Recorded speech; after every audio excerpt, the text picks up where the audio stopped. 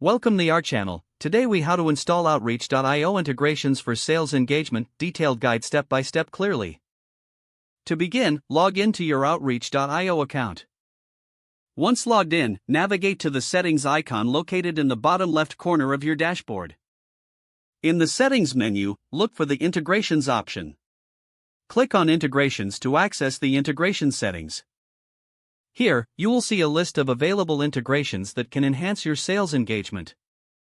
Scroll through the list to find the integration you wish to install. If you are looking for a specific integration, use the search bar for quicker access.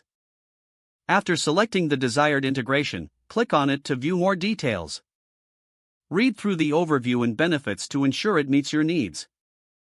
Next, look for a button that says Install or Connect. Click this button to initiate the installation process. You may be prompted to log into your account for the selected integration. Enter your credentials and authorize Outreach.io to connect with this service. Once authorized, you'll be redirected back to the Outreach.io integration page. Here, you can customize the integration settings according to your preferences. Follow any on-screen instructions to finalize the installation. After configuration, test the integration to ensure it is functioning correctly. You can do this by performing a small task using the integration features. Monitor the performance and data synchronization to verify everything is working smoothly. If you encounter issues, return to the integration settings and check for troubleshooting tips.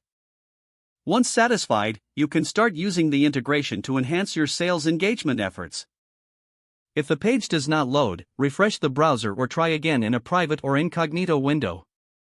Make sure you are using the correct email address, then retype it carefully to avoid small typos.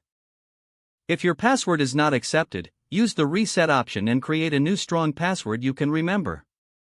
Check your spam folder for verification or security emails, then complete any requested confirmation steps.